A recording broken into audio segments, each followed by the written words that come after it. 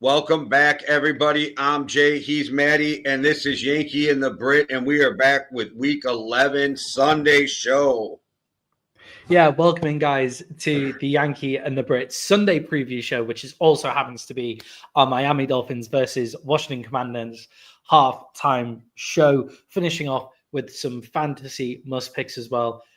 So to start off the show, we're going to talk about the first half of the Miami Dolphins versus the Washington Commanders is 6-6 at halftime before going over Thursday night football, looking ahead to all of the Sunday games, picking all the games on the spreads as well. So look out for that, as well as some fantasy must picks at the end of the show. So we're in for a fun one. Jay, the game in Spain has been looking good. I think it's a good start to football in Spain, but is this perhaps the lowest scoring shootout of all time? Because I feel like the ball has been moving from end to end throughout the whole game. No defense can stop anyone until they're 5 yards out from the line. I think you watch soccer way too often is what that proves, that you are so used to not scoring. Like, I've been watching this game and thinking, wow, they got fucked. Yeah, it's 4 scoring drives, and all the field goals are like within 30 yards. Like they've got to the red zone every single time. Like in this game, and neither team can really stop the run effectively until we get to the end. It's like the Dolphins have already put up 106 yards, 65 yards of rushing. The Commanders have put up 173 yards, 130 yards of passing, 60 yards of rushing in that game. It's at 5.6 yards of play. Like, if you read that out as the first half of the game, you wouldn't expect the scores to be 6-6. But is this just the effect of two not great football teams, not great offenses, and then not great red zone offenses either. Not great defenses and not great red zone offenses either. Yeah, this is what happens when two shit teams play each other. Yeah, and I think it's what happens when two shit teams play each other in an international game on the road. I mean, Devon Achane looks amazing.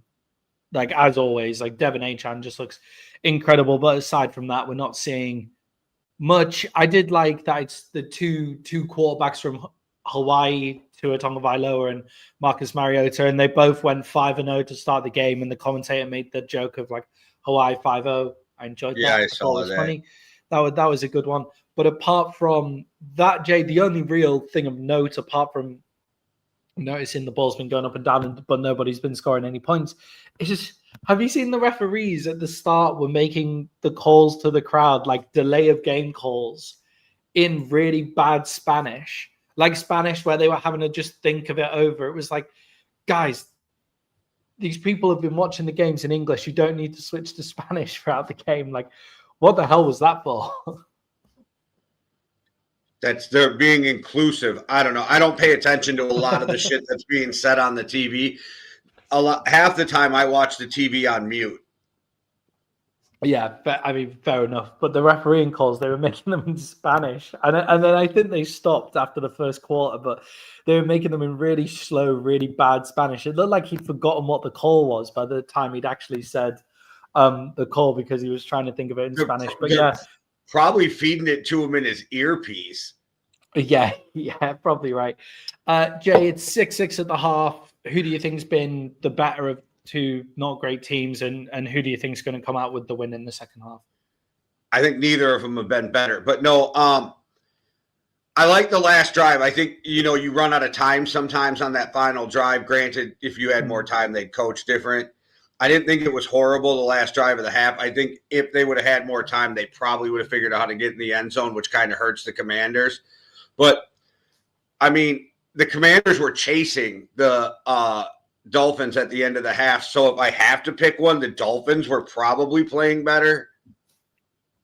Yeah, for me, I think the Dolphins had the Dolphins have like more ability to be explosive. Obviously, the second half started now. The Commanders are on their opening drive, the 3rd and 1. But obviously, I think the Dolphins possess more explosive play in a low-scoring game, and you can do that. And as I say that, Jacoby Krosky-Merritt, Chris Rodriguez makes a huge start. But no, Devon Achane is the best player on the field when he steps on, and that makes me think the Dolphins will come away with this game. Their speed looks like it's a real struggle. They just need to get into the end zone and not give away pre-snap penalties before you get there. But that's what bad teams do, pre-snap penalties. And it makes me feel like the Commanders will figure out how to win this game because they're playing with their backup and still not getting beat. Yeah, and they're probably a better run team. And there you go, get me some, a touchdown. Get in there! I need those points. Get in there! Did he get in? Yeah, Debo gets in there. Yeah. Okay. Well, they called it a touchdown, but I don't know if you saw if they confirmed it. And I know you're always. I haven't seen if they confirmed it. Okay. I haven't seen if they've confirmed it. That looks like a touchdown. You're always a play ahead of me. It seems like on these international games. Yeah, that looks like a touchdown to me. Yeah, he's in. He's in. All right, yeah, I just need those fantasy points, man. I need those. Yeah. That's a touchdown for Debo. So as we were just speaking, the Washington Commanders, big explosive drive down the field, and good to see Debo Samuels making a big play. He's been kind of slow for most of the season. He's been kind of slow, but this might turn into a good game. And the Washington Commanders are generally a better coach team. But from what I've seen in the actual play, I think the Dolphins' offense is better than the Commanders' defense by a pretty long way. And obviously, I had the Dolphins as a best bet, so I hope they do pull out the win at the end. Jade, looking back to Thursday night, talking about a bad team, the New York Jets go 1-7 after losing against the New England Patriots. Again, I don't think much to talk about here on this game. Like, if you have any talking points from it, that would be great, because all I've really got is Drake May comes out, gets the job done, like he looks good, leaves the field with MVP chance. And Jay, with the quarterback, with like the quarterback play so far in the league, no one's standing out, especially could Drake May's MVP candidacy, is that legitimate? Like, do you think Drake May could be the MVP of the league this year? Yeah, he's definitely in the conversation right now. We got a little less than a half a season to figure out, all the awards at the end, and it is usually a quarterback award. But on the other end of that, after watching that game, like, Justin Fields should literally be banned from playing quarterback in the NFL. I watched Justin Fields in that game after, like, I stayed up and watched some of the game. I didn't stay up and watch all of the game. And then I watched the rest of the game later. But I checked the score and I checked the stats. And I checked the stats. And I think Justin Fields has 116 passing yards and it's like 64 rushing yards. And I looked at that and went, that's a good game from Justin Fields. And then I immediately went, hang on. That's a good game for Justin Fields. That's a terrible passing game for most quarterbacks in the NFL. If your quarterback only gets 116 yards through the air, you've had a bad game passing. And if you're the lead rusher with 64 yards on the ground, then you're struggling as well. So, yeah, bad from Justin Fields. And look, I think he could be a fun Taysom Hill kind of guy, but your starting quarterback career has to be over for Justin Fields. Here, especially after that game. And I think the Jets, it's worth just shaking it up and seeing what kind of comes out in the wash from them, because Tyrod Taylor isn't going to be your guy going on next either, but worth maybe giving him a shot and seeing what happens. Well, at this point, you just keep playing Fields because you're trying to fight for that first overall pick, right? Isn't that what you do? You just figure out how to keep losing. But like I said on Thursday, the Jets can fuck that up too. So we can watch. The Jets can fuck up about anything, even if it's the first overall pick.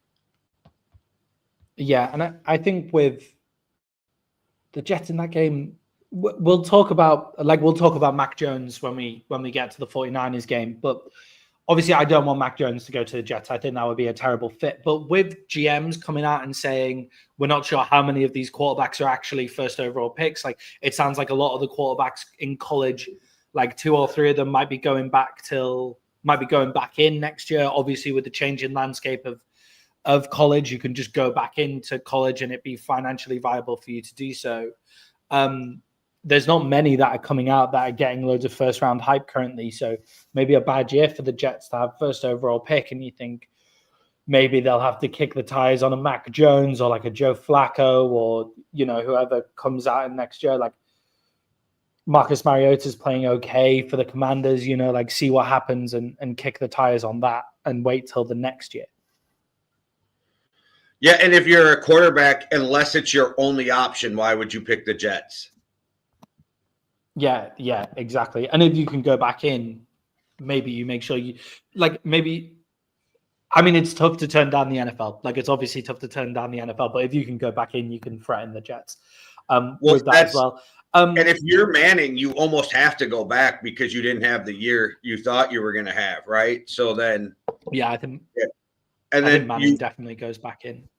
And if you watch the college landscape, I don't see a single guy that you're like, oh, that's the guy, that's the number one pick, or that's even I'm not even sold that. And I'm not saying they're not because we didn't dig into it yet, but just by the eye test, I'm not even sold that any of them are first round picks, where you and I, at least at this time in the season, are usually like, hey, like a couple years ago, Jaden Daniels, this kid's for fucking real. You know what I mean? Yeah. So like at this time of the year, we're usually starting to see some guys that we're keeping our eye on because, they're making their move in the college and we're going to see them come out in the draft. And with college football this year, I don't see that with quarterbacks. Yeah, like Fernando Mendoza of Indiana is like the only guy that I look at and go, I had to check that his name was Mendoza there. But he's the only guy that I look at and go, okay, yeah, first round potential. It makes sense for you to come out with Indiana playing really well and stuff like that. It makes sense for you to come out now.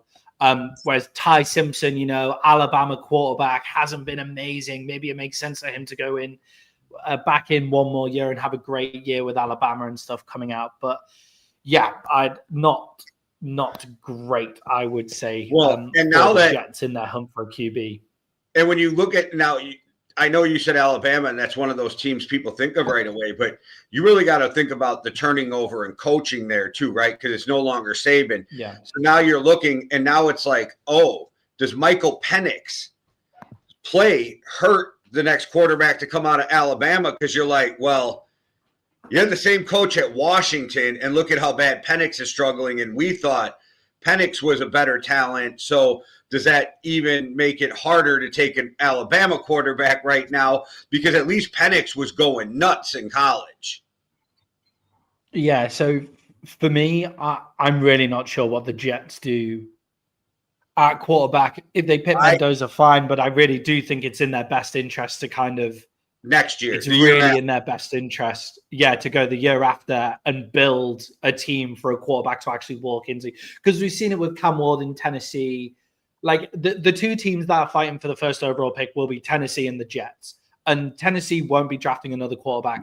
And I don't think it's in the Jets will draft another quarterback. I just don't think it's in their best interest to do so, considering they're set up the quarterback class and how terrible they are for any quarterback to come in. That might have been what they were thinking when they did the Quentin Williams trade too. That's why they took the first 2 years from now, because they're like, we don't see any strong candidates in this next year's draft, so let's stockpile for the year after, which isn't the worst idea. You don't have to go get your quarterback. Go shore up every bit of the trenches so that when you do bring a quarterback in the next year, that he's set up to succeed, because that's where the Jets really fail all the time, is they don't have their team set for success before they bring in a young quarterback.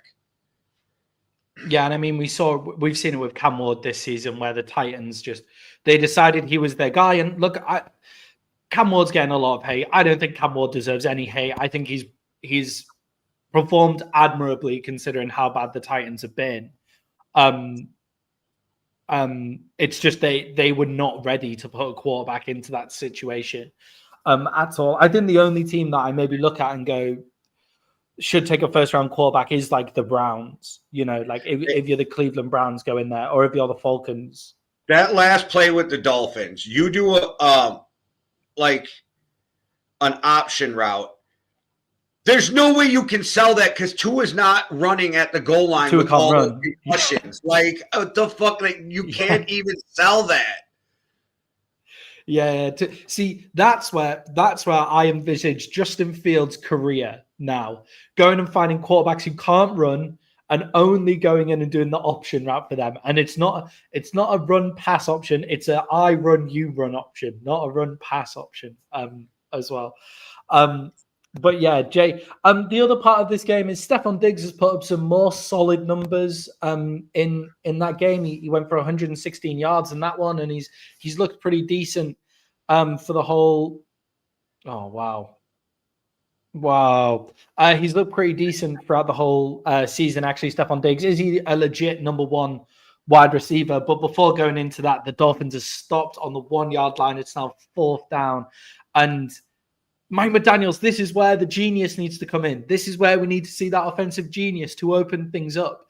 And he's I'm just going to run it between the tackles, run it between the tackles, run it between the tackles. So, and they lost a yard on that one as well. But Jay, is Stefon Diggs a legit number one wide receiver? Yeah, like Stefon Diggs was an elite wide receiver. He's still a really, really good wide receiver. Like, he may have lost like a half a step, but his game was never predicated on that. He's had speed, but he's never been predicated on that breakout speed. Stefon Diggs is a guy who can run a crisp route, who can get separation. So I think those guys last longer than the guys, just on straight speed, or guys like, and I'm not say, so take Hopkins. Hopkins loses a half a step, even though he's a big-bodied receiver who catches everything. He can't get any kind of separation anymore. I don't think that'll ever happen with Stefon Diggs. I think he'll always be able to get separation. And just even as his talent isn't as good as it was 2-3 years ago, he still hasn't fallen off like we've seen some players fall off. Yeah, and he doesn't become like DeAndre Hopkins became like that fade route guy. Like, that's literally what he did. Like, he becomes like just a fade route, and then that's his entire offensive output. Whereas once you get a quarterback like Drake May, if you have a guy like Stefon Diggs who can just get open, Drake May will find him, and it's looking good. And it turned out to be a good move from the Patriots. Stefon Diggs seems to be, realizing that it's at this point in his career where he can't be that diva guy. He's not really got the talent to be the diva guy as much anymore. And it's looking good. And I don't think Vrabel will be putting up with any of that shit either, especially. And when you're on your fourth team, you got to start questioning if it's you. Like, if you're a journeyman player, it's one thing, right? Because you have just enough talent to make rosters. So I'm not mad at you for the moving around. When you're an elite player and you've moved around to 4 different teams, there's a problem. Yeah, exactly. And I think he's looking good, and I think he's a great addition. And with New England, you now look at them and go, if they get one more weapon, then that offense is looking ridiculous. Maybe like a couple more, maybe a bit more solid play on the offensive line, maybe, because Drake may take a lot of hits, but they have a legitimate Super Bowl chance this year. And I hear people going, they're good, but they don't. Like, really? Really, who do you see in the AFC that they can't beat? I'm not saying that they're guaranteed to beat, but I can see them beating the Bills. I can see them beating the Chiefs in the right game. I mean, if them and the Chiefs play 10 times, sure, the Chiefs probably win 7. But what if that's one of the 3 games? You know what I mean? They're good enough to upset one of these teams, which means they're good enough to go on a run in the playoffs, and their record has them in a spot where they honestly could end up with the overall seed in a bye. So, like, I think people should stop sleeping on the Patriots. I'm not saying that they're a Super Bowl favorite, but they're definitely a Super Bowl dark horse, and anybody who thinks they don't have a shot, I think, is crazy. Yeah, and with Trayvon Henderson, they've now given that offensive game balance as well. They can run the ball, they can throw the ball, and they have a historically good run defense as well. So not only can they run the ball and control the game now, which they haven't really been able to do all season. They have the ability to have really explosive plays. Drake May throws one of the best deep balls I've ever seen in the NFL. And then, but then they can also stop you from running the ball, so they can really control games, which is what you need to do. Jay, before we move on to our early window Sunday preview, Tua missed an NFL Open, Jalen Waddle making that play a bit harder than it needed to be in the end zone on 4th and 1. But do you think Jalen Waddle really needs to start making those catches to be a number one wide receiver?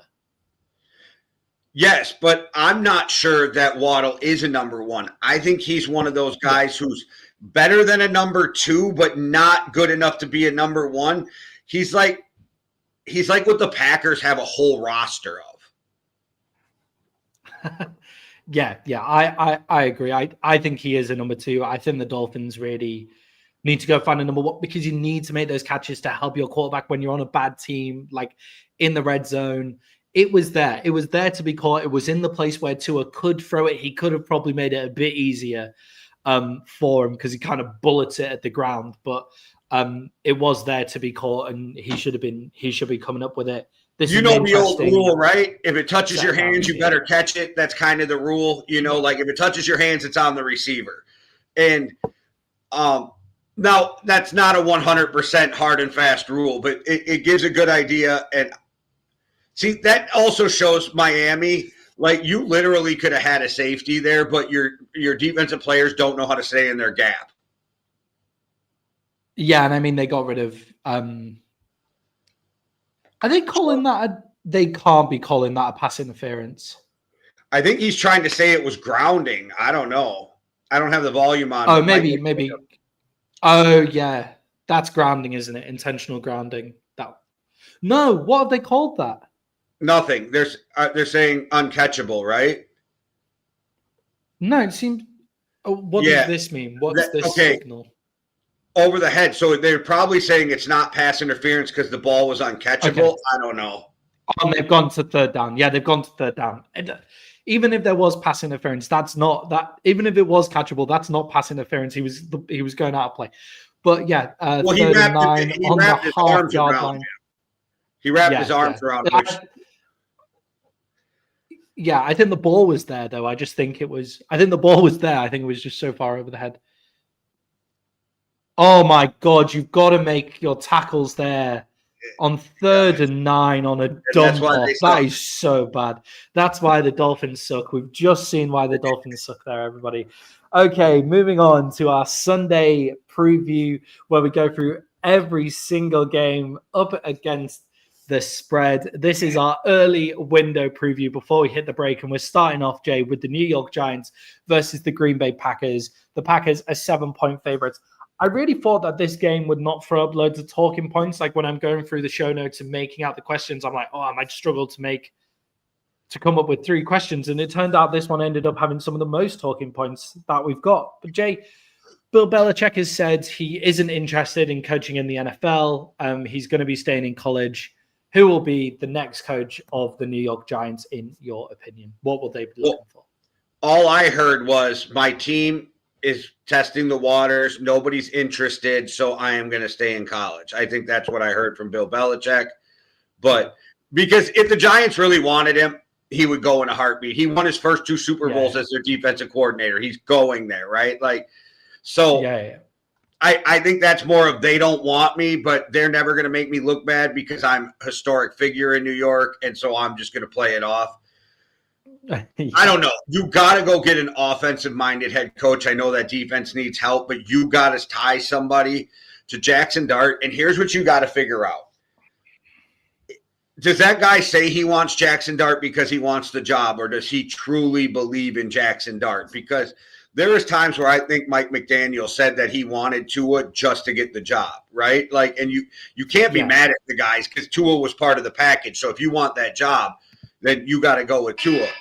So I think that you got to find the guy who really believes in Jackson Dart. Yeah, that is a terrible play from Mariota. That was nearly a safety. He just got out. That's terrible from Mariota.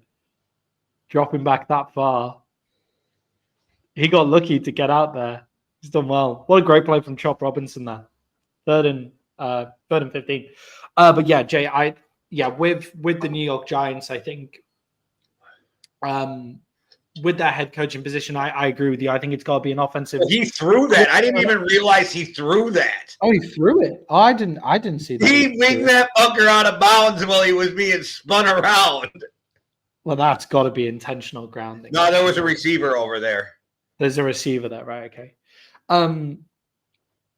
But yeah, I think for the New York Giants coaching job, I agree with you. That has to be an offensive coordinator because you've got Jackson Dart. It has to be a coordinator. You're not going to like it, but I have a name. Go on then. Cliff Kingsbury. Let's give him a second shot with Jackson Dart. Because Jackson Dart has a lot of the same athletic traits. That's all I mean, not football traits. Athletic traits as Jaden Daniels. Or the type of quarterbacks that he coached in college, the athletic quarterback who could move around, get out of the pocket. And I think Cliff Kingsbury has proved that he can run an offense in the NFL. And I think he was just over his head coming in from Texas Tech into the NFL, right? And then he got straddled with Kyler Murray, which everybody thought was a good idea, but now we're all questioning, well, is that a problem? Is Kyler Murray the problem in Arizona? Arizona, we have seen, is just dysfunctional.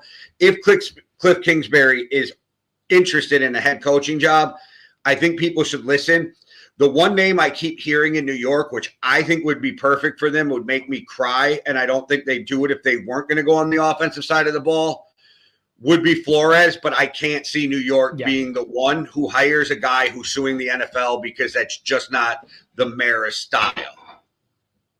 I don't think it's the Giants way. Like I could see the Jets maybe doing it, but I don't think the Giants. I always wonder would have Flores even have taken that Jets job?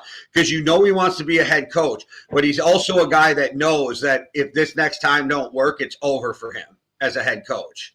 Yeah. I wonder if you could go the defensive route because I feel like there's a lot. See, this is the problem with what the Giants have done. We were calling for them to get rid of Daboll last year because he's not going to be taking that, right? Like we know that with Daboll, we've seen it, right? So they've missed out on a great coaching circuit with Ben Johnson in it, with Aaron Glenn, if they wanted Aaron Glenn in it, but with Kellen Moore in it. Kellen Moore looks like he's doing a great job at the Saints. Like you missed out on those guys. You've missed out on those people who've been touted for jobs for ages because you stuck with Brian Daboll. And now you're kind of stuck. And the names that spring to mind in terms of coordinators for me is, does Shane Steichen now have a tree? Like, do you now go to the guy who Shane Steichen's working with? Because in Philly, he created a really successful offense with a similar type of quarterback to Jackson Dart.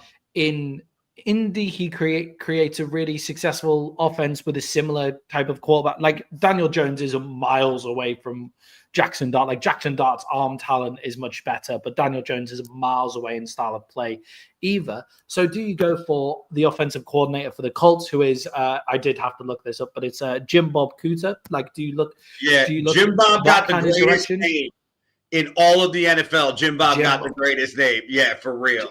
Yeah, Jim Bob Cooter. Do you go for Jim Bob Cooter when you go there, or do you look for the guy works with Josh Allen now? If you want to turn Jackson Dart into Josh Allen style and go Joe Brady, Joe Brady's been in and around some successful teams. Like maybe Joe Brady gets a job as a head coach.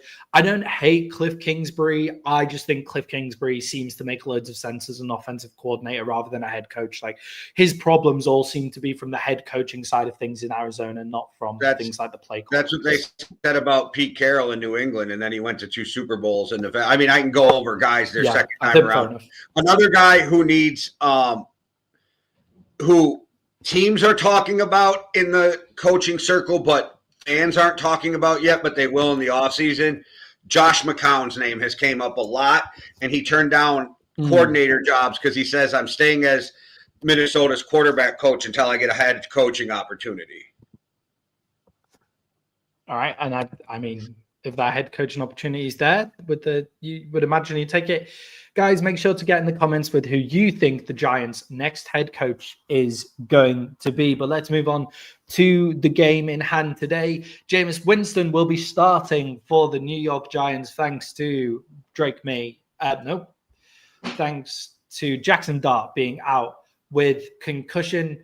Is this one of those games where it's good to have the kind of YOLO quarterback, nothing to lose, 7-point dog, rather than putting in Russell Wilson, who you know is going to like manage the offense and stuff, but get the YOLO guy in, and that's why they've gone Jameis Winston?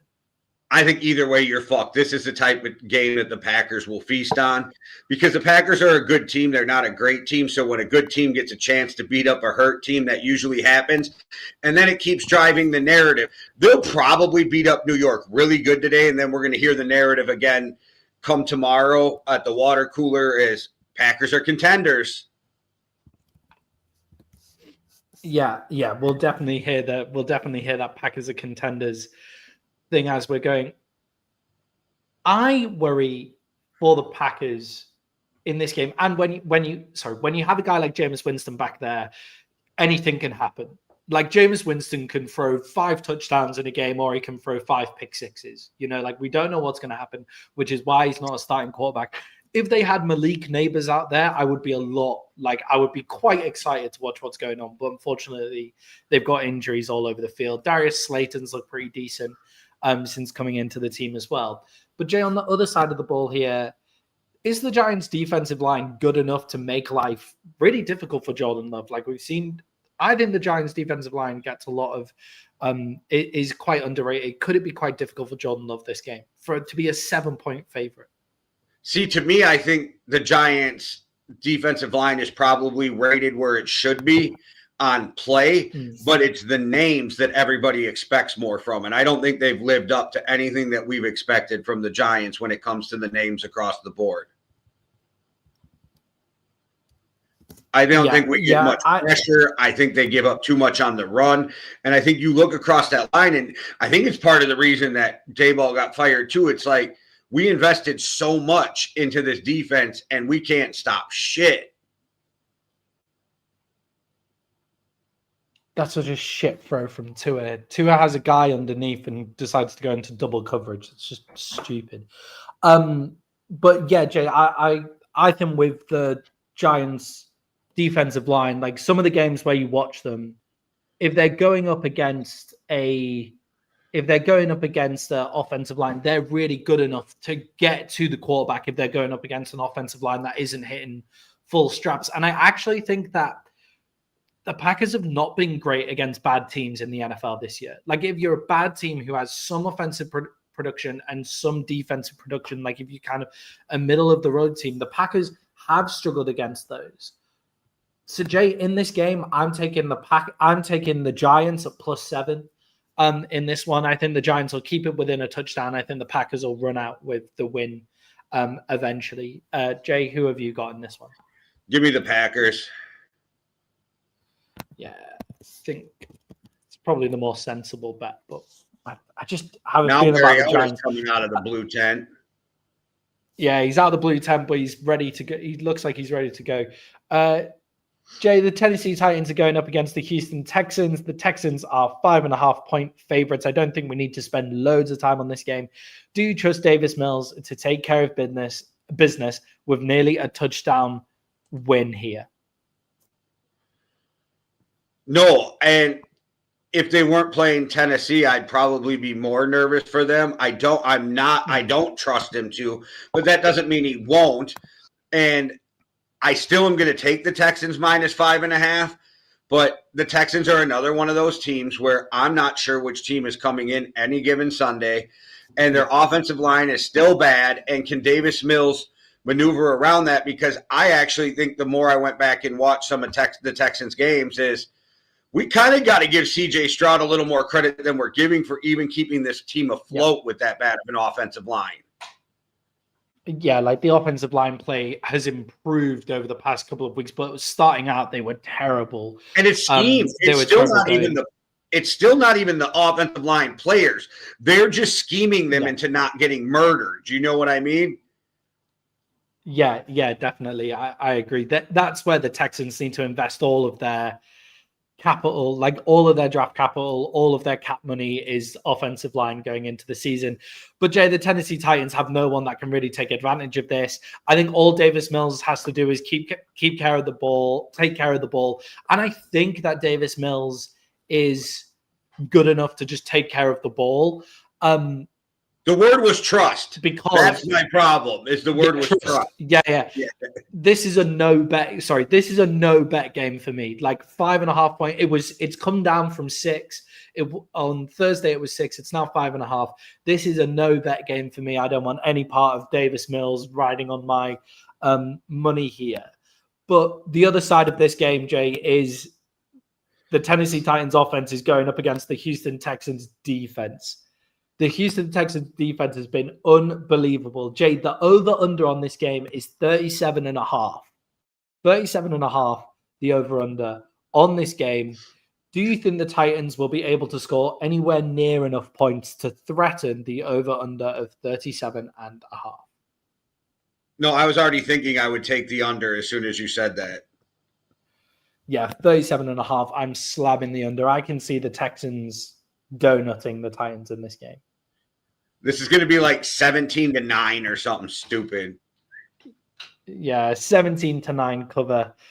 Jay, I'm taking the Texans at 5.5 in this one. Who you got?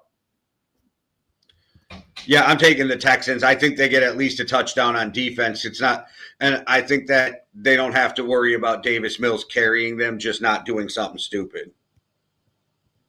Yeah, I agree. I agree on that one. Jay, the Atlanta Falcons are 3.5 point favorites going up against the Carolina Panthers. These are two of the most difficult teams to see what they're going to be doing in the game. Jay, is this a must-win for the Falcons front office, coaching staff, and Michael Penix, or will ownership be looking to move on next year if they lose this game? I, again, don't think they should have hired Raheem Morris. I think that their front office was a problem. I do wish, just so we could see what have happened, if they would have gave Bill Belichick that whole team with the coaching and the GM. I don't know it would have been any better, but it would have been more entertaining, definitely. I'm not sure that Michael Penix would be their quarterback either if that would have been Bill Belichick, but I think it's time to move on because you have way too much talent and your problems come down to coaching scheme. You tried to take a zone blocking team and turn them into a fucking man blocking team, which fucked you last year and the parts of this year. And then you totally botched the quarterback situation on all fronts.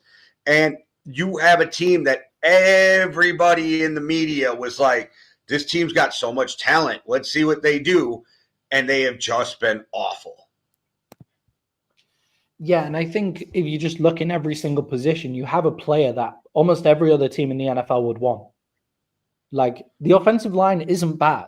The offensive line, player for player, is not terrible. Some of those guys from last season, 2 seasons ago, have gone to other teams and looked okay. Like when they've played in them, as you say, I think it's the scheme problems. You've got Bijan Robinson at running back, who's one of the top 5 running backs in the league. Drake London, a wide receiver, is looking good and just looking better throughout. Kyle Pitts, when he actually gets the ball, looks great. Like when he actually gets targets, Kyle Pitts looks really good. Like imagine giving him to someone interesting as well. And then they've also managed to create one of the best passing defenses in the NFL. They have the lowest amount of yards against passing on them in the NFL in this game. So I don't think the front office should be worried. I think the front office have put together a great team. I think they made a weird mistake with the Michael Penix drafted first and the paying Kirk Cousins. But, you go for a quarterback. Like quarterback is a position where you can go for it. And it shouldn't be the whole reason why you fire a front office. But they need a new coaching staff. And Jay, Zach Robinson is their offensive coordinator, and he comes from the Sean McVay tree. Are you surprised with how much they're struggling to just get the ball in BJ Robinson's hands? Because it's not even a problem with BJ Robinson not making the yardage. It's actually an amount of touches for BJ Robinson. That's the biggest problem. Bijan Robinson.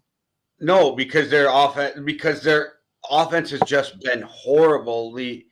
It's horrible. And the fact is like you said, they have weapons and they can't be explosive. And how are you not explosive when you have Bijan Robinson? They played like 2 games this year where you're like, why don't you play every game that way? That whole offense should be centered around Bijan Robinson and either getting him the ball or using him to get other people open. Yeah, and I mean, today is a great example of that, because if you can keep the Panthers off the field, if you can make the Panthers not able to run the ball, then you can really like keep them behind. And the other thing is with that, Jay, is the Falcons have created this amazing passing offense or defense all of a sudden. Like, their pass defense is actually very solid. So if you can run the ball, win the time of possession stats, that is really helpful to your team, because it means the other team can't just run the ball. They have to pass on you. So I'm just amazed that they don't get more rushing out of Bijan Robinson. Jay, on the other side, Bryce Young, this is a big season for him. It's a season that he kind of has to win the job for Carolina. Like, maybe he gets one more next year. But what do you expect out of Bryce Young here against one of the best passing teams in the league? Well, that's the problem too, is like, I think Atlanta's more talented than Carolina. Carolina shows signs of life at times with certain games and certain teams, but even when they win, it's never coming off a huge, strong performance from Bryce Young, it seems like. I mean, look at the Packer game. What did he have, 100 yards in a win or something like that? It was fucking crazy that they even got the win. So I still think Atlanta wins this game, but that is more of an indictment on what's going on in Carolina than it is Atlanta being good. And it's not that Carolina isn't fun to watch, because they are, and they've done some good things, but they're still so far away from being a really good team. Yeah, and I think we've seen Rico Dowdle take a bit of a step back after those, which are very normal after having 2 back-to-back 200-yard games, right? But he's taken a bit of a step back, and then you see the struggles with the Panthers offensively here. Jay, I just think the Falcons are more talented and all over the ball, and sometimes, there you go, touchdown Miami, and Ollie Gordon from the 1-yard line. Fantasy owners have got to be so annoyed if you're a Devon Achane fantasy owner, because Ollie Gordon gets all of the red zone, all of those 1-yard touchdown carries. It was like Jamal Williams for the Detroit Lions a while ago in fantasy, where like David Montgomery would have all the carries and then Jamal Williams would pop up with he'd have something like 5 carries for 10 yards and 3 touchdowns or something, and just be a crazy unicorn for fantasy owners. But Jay, I'm taking the Falcons in this one. I think they're more talented, and I think talent eventually has to count for something. So Falcons at 3.5. Are you taking the Falcons as well? Yes, sir. Okay. Jay, your Minnesota Vikings are 3-point favorites against the Chicago Bears at home. Jay, Caleb Williams holds onto the ball a little bit too long, sometimes struggles with pressure. How will Caleb Williams deal with the Minnesota Vikings pressure this week? Yeah, it depends if they get the pressure. If they get the pressure, they can make life really difficult on Caleb. Ben Johnson has always been really good at making sure Jared Goff got the ball out of his hands quickly against Brian Flores, so they can do that with Caleb. If Caleb starts getting to off play and off, script throws, then maybe it becomes easier. There's times where Caleb looks just awful at when the play breaks down. There's other times where you're like, holy fuck, what did he just do? So I guess it's which Caleb. He's still young, right? So he's not always going to be the guy who's going to steady the ship, but he has shown that he can at times. And I'm going to be completely honest, Maddie, I'm at a fuck you with this whole season right now because I'm in my feelings. So whatever you pick, I'm taking too. Fair enough. Yeah, Jay, with Caleb Williams, he had a really, so far in the season, he's kind of struggled on holding on to the ball a bit too long, getting to the first read when Ben Johnson wants him to get to the first read. But in the last game, they played, he actually had some really active plays as to getting away from the pressure and releasing the ball. And he seems to be, every week, Ben Johnson seems to be picking up with Caleb Williams, and Caleb Williams seems to be picking up every week offensively. Now, the Bears are still the Bears, and they have a habit of like still giving games away, even though Caleb Williams is throwing for the most yards of any Bears quarterback in history and stuff like that as well. And Jay, the Bears actually have not a great passing defense. Is this one of the games where JJ McCarthy can kind of lay his claim to this role with one of the worst pass defenses in the league? Just a couple of stats here. The Bears have the worst yards per attempt, the third worst yards per attempt offense in the league at 8.2 yards per attempt, and the fourth worst completion percentage defense, allowing 69.7% completion. Are we looking for JJ to take over in this one? Well, the one thing that does benefit JJ in this game is that the Bears don't do a whole lot of exotic shit. They're pretty much, this is what we do. We're going to do it really well. And you're going to, even though we're going to try to line up and beat you. The one thing that does make me nervous for the Vikings, though, is Jonathan Gennard's out.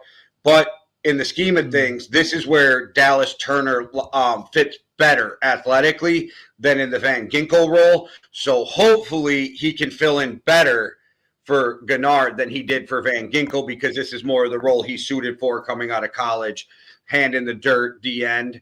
So we'll see what happens. Gennard makes me a little nervous. But like I said, the Bears just come out and they're like, we do what we do on defense, and you got to try to beat us, which if you're a young quarterback, yes, they have some good defense, but it makes it easier that you don't see a ton of exotic shit.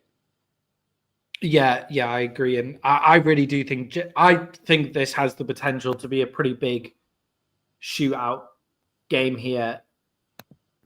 Jay, for me, this game is a pick'em. Both teams are pretty even, have very similar problems, have very similar strengths. It's a pick'em. If I'm getting 3 points for the Chicago Bears, I'm picking the Chicago Bears with the 3. Jay, you joining me in that one? The Bears are +3, or have you talked yourself into the Vikings? I'm not making a pick, so I'm going with whatever you do. I refuse to make a pick. I fucking refuse. Okay, Bears. It is. Jay, moving on to the Jacksonville Jaguars versus the Los Angeles Chargers. The Chargers are 3-point favorites. Can we trust either of these teams to know what's going to come out of either of them at any point in this season? No, it's a quarterback. It's a game of my overrated quarterback right now. That's what it's a game of. The only thing is I honestly trust Trevor Lawrence more than I trust Justin Herbert. Yeah, I think this is a game of my quarterback based on looks, right? My quarterback looks like a quarterback, so we can't say anything bad about him. I think both quarterbacks have shown enough to be like key starters in the NFL. It's just some people will put Justin Herbert as like 5th or like 5th, the top 7 quarterback in the NFL, and I'll think they were saying he was the next. They were saying he was the next Peyton Manning, Andrew Luck, all this shit. Even though we can get into how, if you really go over Andrew Luck's career, Tim Hasselbeck was better, Matt Hasselbeck was better than. But it doesn't matter. Like, at least Matt Hasselbeck made a fucking Super Bowl. But anyway, neither here nor there. I have a real problem with the pedestal Andrew Luck gets put on, because it was all based on talent and none of it was based on his actual things that he did in the NFL, right? Like, not that he wasn't one of the most talented we've seen, but what did he accomplish? And he still gets all of this praise. And this is what we see this from Justin Herbert for years and years and years. And he just everybody kept saying, and me, I was just as guilty. Oh, it's a horrible organization. It's a horrible organization. Well, at what point do you go, okay, Justin Herbert isn't doing what he's supposed to be doing from the draft. He's gotten paid a ton. Same thing can go with Lawrence, but I'm talking about Herbert right now. He's got paid a ton, and we're just compounding problems at this point. I don't know when I'm going to hear anybody in the media besides like us on the internet talking about what's going on with Justin Herbert, because none of the talking heads ever want to bring up the fact that he has literally been a disappointment from where he was projected to be in the NFL. And there you go. That's a huge play. Yeah, Marcus Mariota just bust. What was that, like a 40-yard run? Yeah, I was A big. bit I don't more. know. 40. Yeah, no, it's around. No, maybe Yeah, it's well, he like a started at the 30. 40. They're replaying it on my TV. So Yeah, the 20. Yeah, he 10, goes out at the 20. Oh, they cut 20. it on me. It's at least 30. Yeah, it's like 30, 35, 40 yards. Oh, Yeah. yeah, he hit about Um, 40. Yep. yeah, Marcus Mariota. And again, that is the Miami Dolphins problem right there. And I'm starting watching this game. I'm starting to go, do you know what? Maybe we've been a bit harsh on Mike McDaniel because there's nothing you can do about your defense just not staying in a lane and not making tackles. Like, I don't think that Mike McDaniels is the right coach. Like for Miami, I think now he's lost too much of the dressing room and stuff. But they can't, like, on offense, the Commanders cannot stop them. But the defense can't stay in its lane, and the Commanders' defense is actually playing. The Dolphins' defense is actually playing okay until 3rd down and 9. Like they're actually playing okay, and then they'll give up huge 3rd down. So it's 2-3 big 3rd down plays that they've given up just by not staying in their lane and not making the tackle. Well, that's As well. coaching, So, though. yeah, but it's not Mike McDaniel coaching, though, is it? It's He's the head defensive coach. coordinator coaching. I suppose it is all over when you're the head coach. But I don't think he's the right guy for the job. But I do feel like maybe he's not as bad as what we're going for. I think I don't Miami think he's organization is fucked. I don't think he's the right guy for any head coaching job. And when your head coach sounds like a big dumb dipshit every time he gives an interview, it gets to start dragging on your locker room when you're not winning. Yeah, I would love to see him get another offensive coordinator job because I think his offenses are fun. But yeah, Jay, with Justin Herbert, I agree with you. I think it's what have you done to show me how good you are? Like, I think that Justin Herbert is good, and I think he is like a top 15 talent-wise, yeah. But it's that, but it's that pedestal that you get put on, and then for most of his career, the Chargers have been a terrible organization that haven't had an offensive line, and they've only just started to get an offensive line now. At what point do people go, maybe they weren't as bad as we thought, and their quarterback's just not as good? Yeah, but like the Staley, the Braden Staley days and stuff like that, you think, okay, like fair enough. I'm watching Jim Harbaugh not do a whole bunch. Yeah, I agree. I mean, they did just. I mean, they're 7-3, aren't they? Like the Chargers. Yeah, and none of it's Justin Herbert. None of it. Yeah, I think that's fair.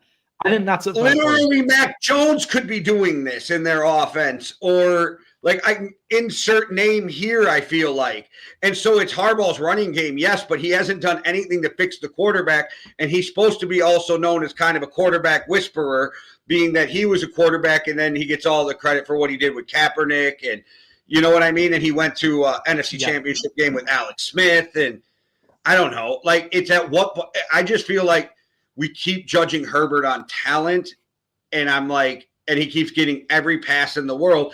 So is it that maybe the reason Staley failed as bad as he did is because the quarterback that was supposed to help him didn't do anything to help him? Yeah, I think that defense was just like Staley was meant to come in and be this defensive guru, and the defense was. It's Justin Herbert is a good quarterback in the NFL, but he hasn't shown us enough to get as many passes as he gets. It's like I feel like you're doing the same thing they all do, and you just give him excuses.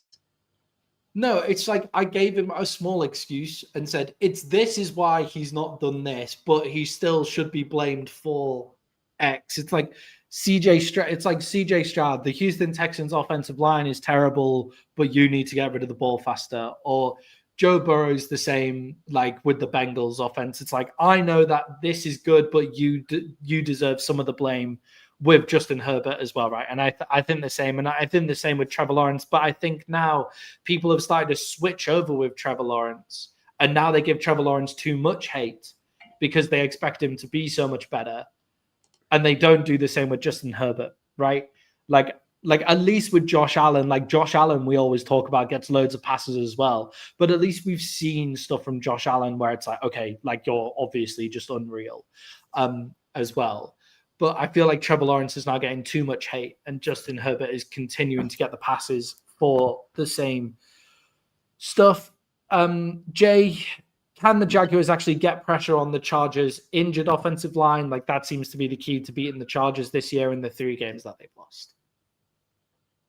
Yeah, I think you'll see a lot of blitzes by the Jags to get them off their spot, but you'll see a lot of those gap run blitzes because then it helps eat up the run right away while getting to the quarterback. I always think that's the best way to go after the running back, but hit the quarterback on the way type shit. So I think they'll do well. My whole thing is I don't know how well the running game for the Chargers can hold up with a beat up offensive line. And also, I think Travis Etienne takes this game over. Yeah, I think with the offensive line, though, I look to last week's game and go, they held, like, the Steelers' defensive line got nowhere near him. Like, the Steelers, right, like, besides 2 games this year, sorry, go ahead. Like, we look like with Joe Alt out, we thought that we were worried that the Chargers were going to look like when Joe Alt was out the last time, where they just couldn't stop anyone. So then we thought the Steelers, but then as you rightly say, is the Steelers' offensive line still the Steelers' offensive line that we all expect it to be? And it's like, they just come off a great game, the Steelers, and then they don't get any pressure the next week. So the Steelers are another up and down team that we can't judge on. So it'll be interesting to watch in this game. But the Jags get no pressure on anyone, no matter the offensive line quality.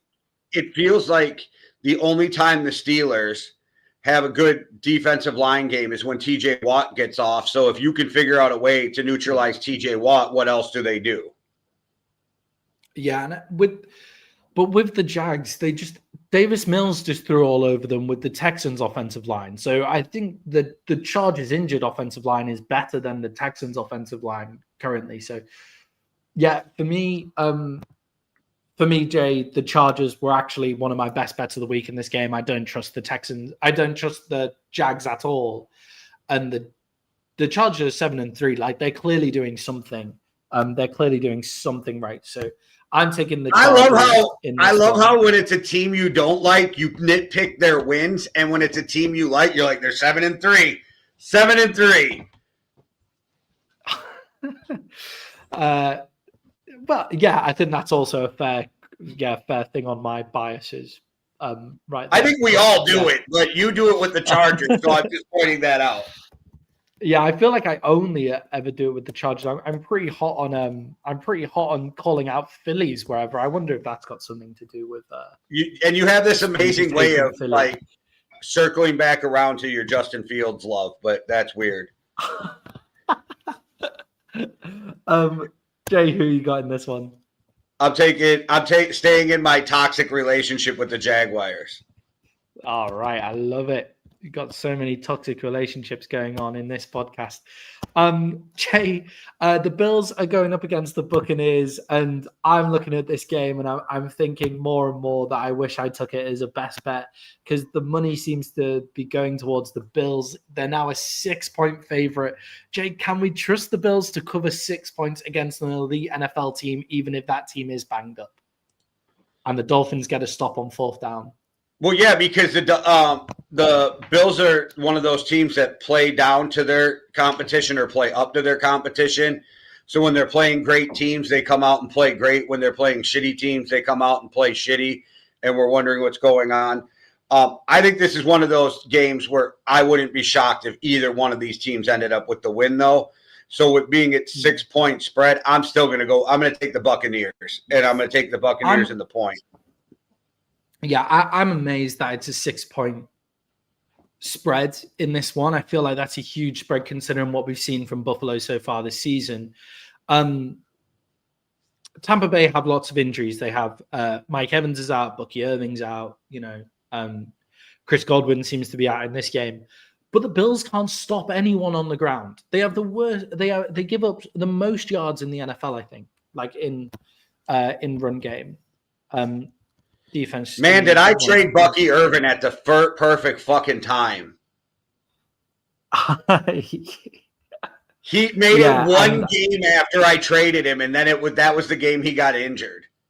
He went down. I mean, he'll come back into a team where they he'll come back into a team where they will use him a lot with injured wide receivers for the playoffs. But yeah, I think he did trade him at the right time. They've got the fifth worst run. The Bills have got the fifth worst run defense in terms of rush yards allowed. Yards for completion, they're the second worst in the NFL. And run game touchdowns, they're the joint second worst in the NFL as well. And they just get a pass on this. You cannot be a 6-point favorite in a game. You can't be a 6-point favorite in a game if you can't defend the run. And the Bills cannot defend the run. And it's like the Bucs are like, they've got Bucky Irvin out. It's okay. Rachaad White looked good. Sean Tucker looked great in last week's game as well. Sean Tucker looked really, really good last week for the Tampa Bay Buccaneers. So I'm amazed that the Bills are favorite here. No surprise, I'm taking the Bucs at +6 in this one. So both of us are on the Bucs for that one. Jay, my other thought of this, though, is how much of an advantage is it for the Bills that the game is actually in Buffalo? Tampa Bay coming from Florida have to go up to Buffalo where the temperatures are going to be between 4 and -1 degrees Celsius. There also seems to be a pretty decent chance of rain or snow, depending on how cold it is, obviously, for the snow. I don't think it'll be that big of a problem because Baker's used to playing in Cleveland and different places. Baker's a gamer. And most of that Tampa team is veterans. I don't think that'll hurt them as much. But it always does help when you play at home. Like, let's be real. You get to, keep your routine. You get to be close to home. You don't have all that travel. But I think when you have a veteran team, it really affects you less. Yeah, I think it does affect you less when you have a veteran team. And as you say, Baker's used to playing in the cold. And also, when the difficult conditions, what do you want to do? You want to be able to run the ball. The Bucs can run the ball. The Bills can't defend the run. And actually, the Bucs have the 5th best run defense in the league as well. So we'll see if the Bills get the ball to James Cook, which they should be doing way more often anyway. As crazy as it sounds, the reason that Tampa's run defense is so good is because their safeties are so amazing, which is the exact opposite of Buffalo. Yeah, exactly. The Bills safeties are the reason they can't defend the run, which sounds obviously ridiculous. But it's because the Bills are actually decent at defending the run down to down. They just give up these explosive plays because as soon as you get to the second level, the safeties just aren't there. And it's the opposite for the Bucs. I'm amazed at that 6 points. Jay, final game of the early window before we go to the break. The Pittsburgh Steelers are 5.5-point favorites against the Cincinnati Bengals. Jay, can the Steelers defense step up this week? They sometimes look good, but they gave up 33 points to the Bengals last week, and they couldn't get any pressure against Herbert last week. Bengals last time they played, sorry. Yeah, this is always so weird because Cincinnati's so beat the fuck up, and it's only a 5-point spread, 5.5. But it seems about right? Like, but in normal life, you would think Steelers, Aaron Rodgers, DK Metcalf, fucking they just signed Asante Samuel Jr. I don't think he'll play this week, but they're doing everything they can to make this run with this veteran team they have. But you're playing Flacco, and you're still less than a touchdown favorite. Yeah, I'm amazed. I'm amazed at how close this is, but I'm amazed, more importantly, at how good the Bengals offense has actually looked since Flacco's come in. The Bengals offense has really been able to move the ball since Flacco came in. It looks good. Jamar Chase, T. Higgins, and it's just the idea that Jake Browning just didn't seem to get. Jake Browning just didn't seem to get the idea that it's just throw the ball up to your best players because those players will come down with it, and they're excellent wide receivers. They have they have a number 1 and a number kind of 1.5 with T. Higgins. And Jay, the Steelers defense is so weird. Like, can they get to Joe Flacco enough to make it a problem? Can they get the marking done in the secondary as well here? Jay, the other part of this is we've just kind of spoken about with Joe Flacco in there. are the Bengals actually much better? One of the most dangerous teams when they've just got nothing to lose, because the Bengals have nothing to lose right now with Joe Burrow back there. They're probably out of the playoff race. Joe Burrow is not coming back until looks like until like a week or two's time. Joe Flacco's still in there. What have we? Are they one of the most dangerous teams? And the Commanders showing why they're a terrible team as well. The Commanders have just muffed the punt. I think that with the bad offensive line and Joe Flacco, and you would think that they should be bigger underdogs in this game.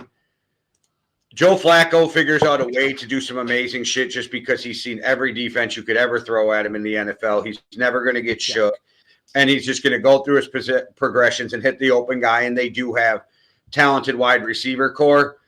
With that said, though, I really feel like the Steelers should figure out a way to get pressure. I'm sure they're pissed off about the way the last game went, and they're going to want to show something. I feel like the deeper we get into the season, the more holes we see in the Bengals defense, too.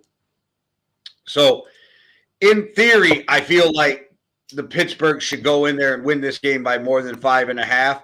But again, it's a divisional game. You never know what'll happen. But I'm going to stick with my toxic relationship with the Steelers in this one too. Okay, Jay, I'm going for the Bengals in this one. I think the Steelers will probably come out with the win, but it'll be a field goal win because I think this could just go up and down. And I'm not sure where the Steelers actually produced the offense here because they had this quick pass getting out, like the quick pass getting out. But for me, it has to go through Jaylen Warren, and they're just going to be running the ball the entire time. But I just don't see the Steelers stopping the Bengals offense too often either. So give me the Bengals in that one, which feels weird to say coming out. But guys, that was the early window. Come back to us after the break where we will go through the late window games, Sunday Night Football, Monday Night Football, and give you our fantasy must picks. But first, here's how you can buy us coffee.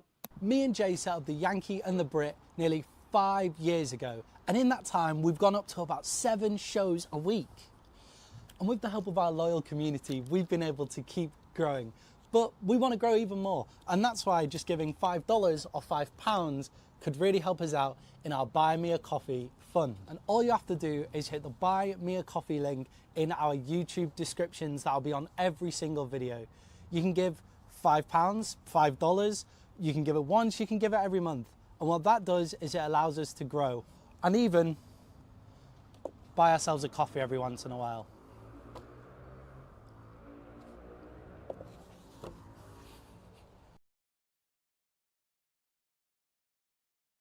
All right, guys. So yeah, you can buy us a coffee through the link in the description or by scanning the QR code on the video.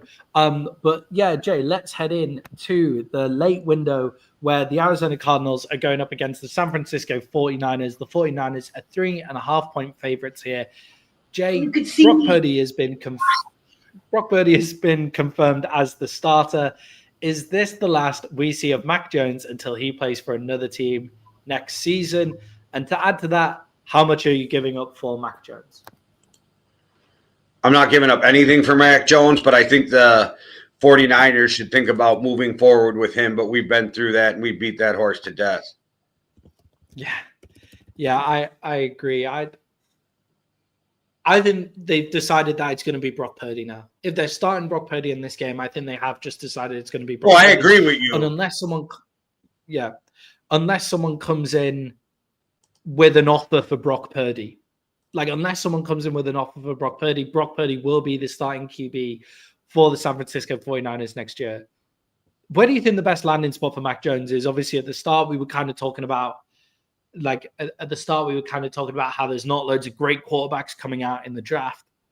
Where would it be? And I think maybe teams do give up something for Mac Jones here, like maybe even a third for Mac Jones.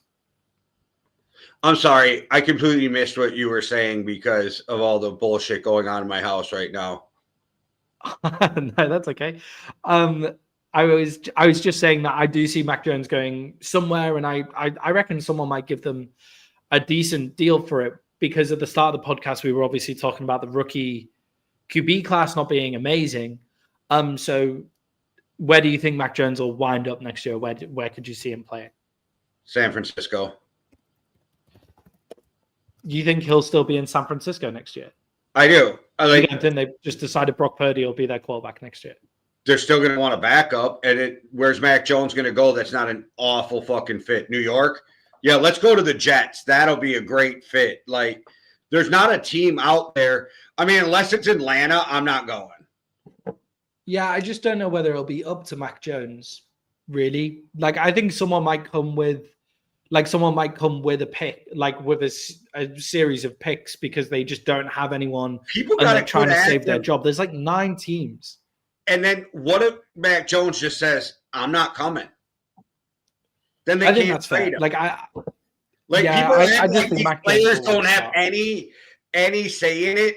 You know what I mean? They're always like, well, if you just trade them, they're going to go. There is players, and especially quarterbacks, just be like, I'm not playing for you.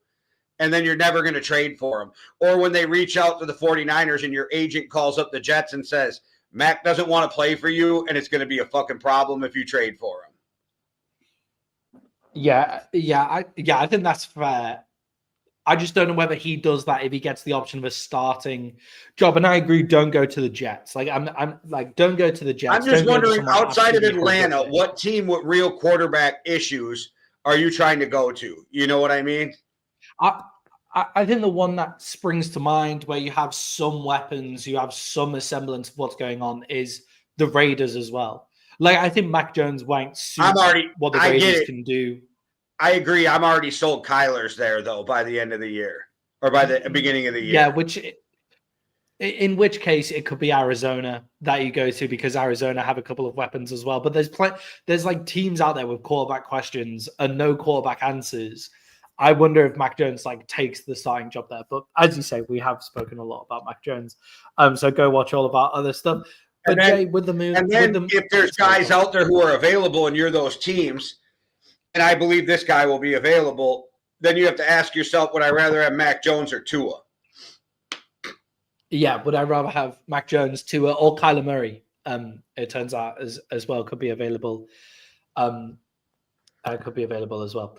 We're seeing a new era in the NFL too, because we never saw quarterbacks move before, and we are seeing teams are way more willing to move off from a quarterback, than they used to be. So it kind of started with McVay and them, right? Like they kind of started this when they traded for Stafford, for Goff, and then, it's just changed. But it's really weird how quick teams are willing to move on from a quarterback now, which I hate that they don't develop, but I love to see a team who's like, okay, we fucked up and we need to fix this right now. Yeah. Oh my God. Devon Achane is so good. Sorry, Jay. Devon Achane is so good. There was just a totally busted play, and he's managed to make like 5 or 6 yards on a totally busted play to get down to 1 yard of the within 1 yard of the end zone. We're at the 2-minute warning in Madrid. The Dolphins are on the 1 yard line or even the half yard line. 3rd and goal, though. That's the question. If you do not put a touchdown up right here, you are asking to lose this game with as much time as you're leaving on the clock, because we know what'll happen.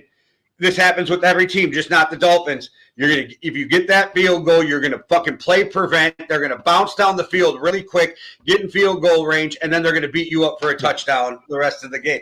So this for the win. They need this touchdown on 3rd down. Here's my question, Maddie. If you don't get this, right? It's literally at best, if they don't use a touchdown, if they don't use a timeout, it's 1 minute, 20 seconds when you kick the field goal at best. Do you just say fuck it and go for it on 4th down? Because if you don't get it, you would then make the Commanders have to drive from their end zone to try to beat you, where you could go to overtime. I'm almost, me, I'm a kick the field goal kind of guy. As long as you don't lose yards on this play, I almost think you go for it 2 times in a row. And we both know if this was the Eagles, we wouldn't even be having this conversation. Yeah, and or like lots of other aggressive teams, like if it I was just the mean the Chiefs, tush if it was push. the Lions, but with the tush push, definitely. Yeah. With if I'm the Dolphins, I'm definitely going for it on fourth down here. Like 100% going for it on fourth down. As long as you don't lose yards, I agree. Or like even they're basically at the half-yard line. If I'm a yard and a half out, I just go, look, my team should be able to get it over the line from here. And the only time they've successfully stopped the Commanders from scoring points is when they forced the Commanders to start from the 1 yard line. And they nearly got 2 safeties on that drive as well. So do you get them to start from the 1 yard line? Do you risk a quarterback sneak with a quarterback with a head concussion issues? I don't risk a quarterback sneak with Tua, whether he's got head concussion injuries or he's not the right quarterback to be doing a quarterback sneak with. I don't think. But with the like Ollie Gordon is their guy from 1 yard out. They've already scored from. This is where they got their touchdown from before the game. I'm definitely going for it. Matt Gay has already missed a kick as well in this game. So how close is Matt? What is Matt Gay's field goal range? The last time you had the Commanders on the 1 yard line, you nearly got a safety twice in that same drive. And here's the play: 3rd down and goal. Why are you in shot? See, I hate this pistol formation at the fucking line. I hate it.